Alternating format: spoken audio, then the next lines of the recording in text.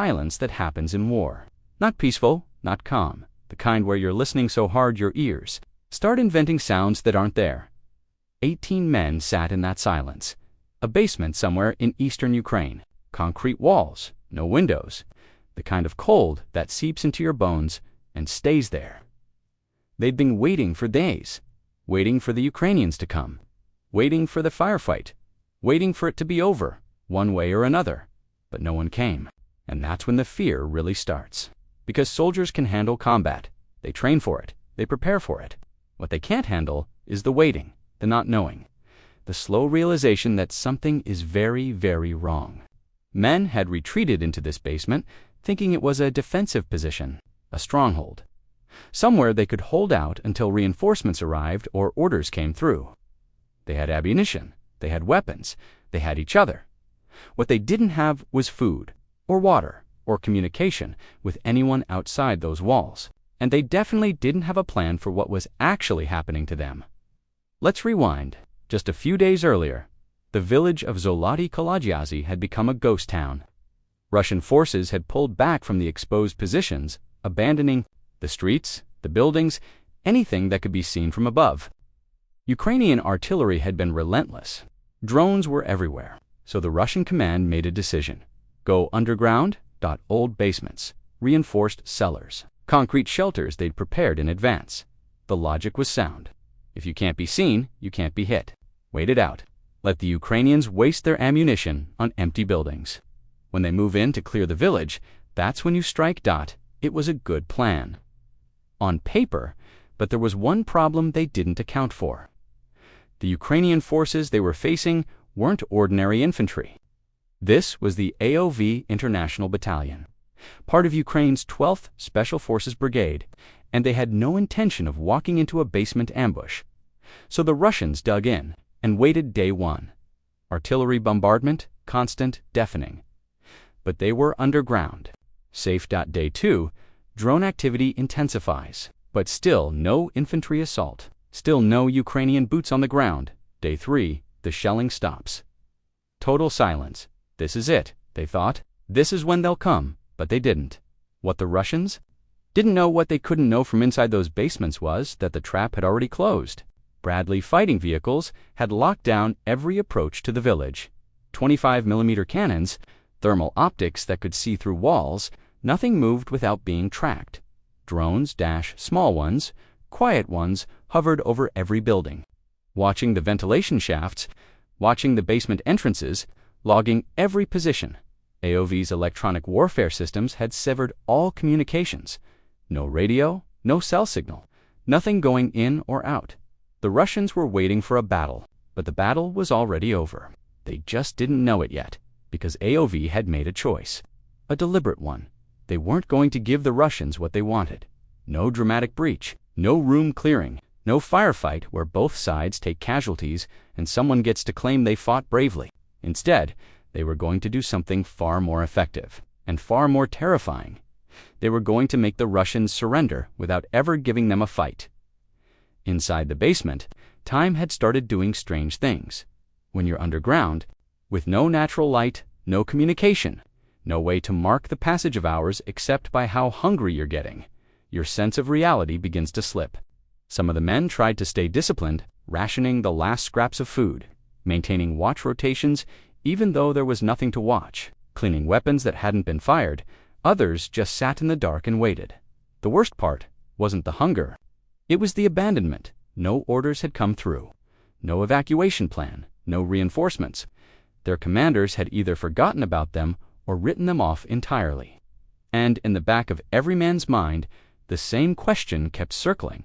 Are we still in this war? Or has the war moved on without us? Then the smoke came. Not explosive, not lethal. Just thick, choking smoke that filled the basement in seconds. Visibility dropped to 0. Breathing became a struggle.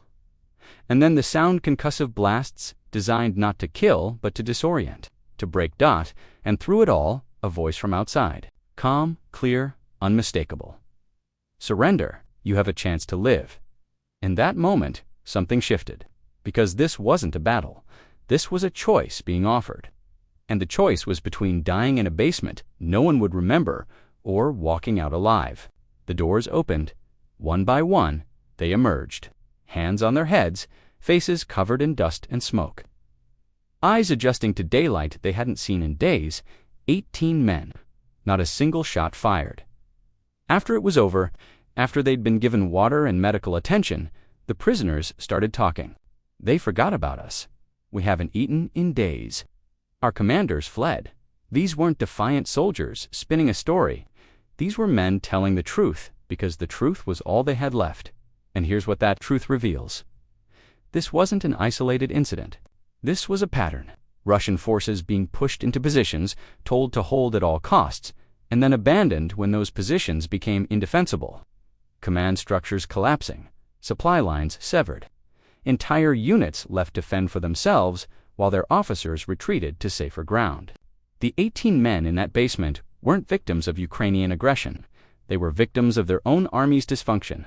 But this only matters once you see what happened next, because Zelody Kolodiazi wasn't a victory. It was a preview. While Russia keeps throwing men and machinery forward, using tactics from a different era, human wave attacks. Brute force, massing troops in predictable patterns, Ukraine has evolved into something else.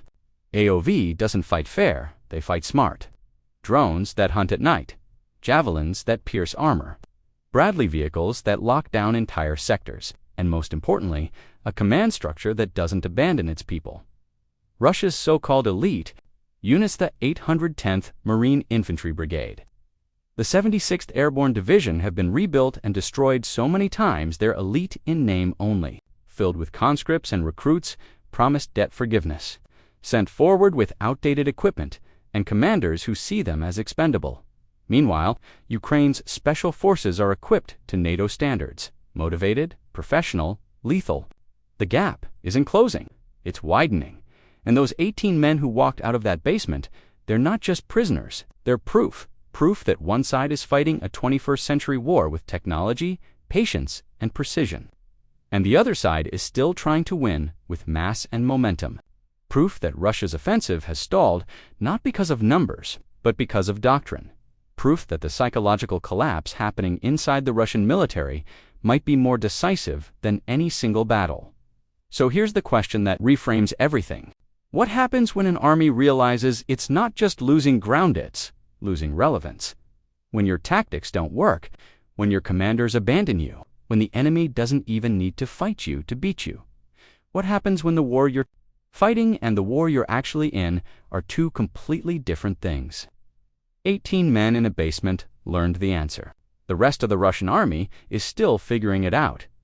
In war, sometimes the most terrifying sound is not the roar of artillery fire, but the eerie silence before the storm.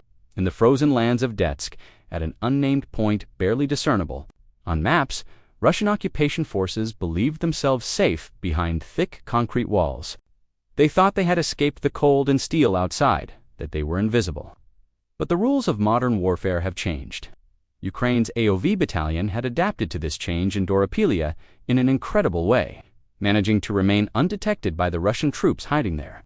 As they waited in the darkness, they were actually sitting right in the center of a perfectly set trap. This is not the story of a gun-to-gun clash. It is the story of those tense hours when the prey became the hunter, when technology merged with patience, and when the enemy's spirit was surrendered without a single shot being fired. At the heart of the story lie the ruins of the village of Zelody Kolodiazi. The date is February 6, 2026. The Russian command viewed this strategic point as a critical springboard to break through the Doropilia and Pokras line. But there was one thing they hadn't accounted for. They weren't facing an ordinary infantry unit, the most disciplined, best equipped, and perhaps most feared force of the Ukrainian army. The 12th Special Forces Brigade, AOV, and its elite international battalion showed their iron fist. The Russian soldiers thought they had control of the village, but in reality, they were prey, unaware of the inevitable end that awaited them. Within just 24 hours, positions deemed impregnable fell. Russian soldiers who were said to never surrender emerged with their hands in the air. At the start of the operation, Zelody Kolodiazi resembled the ghost town, erased from the map. Russian occupation forces had fled to the depths of the village, to the basement of old houses, and to concrete fortifications they had prepared in advance to escape the wrath of Ukrainian artillery and drones. This was not a line of defense for them, but had become an underground shelter. The Russian command had ordered its soldiers to hold their positions at all costs. However, their supply lines had been cut,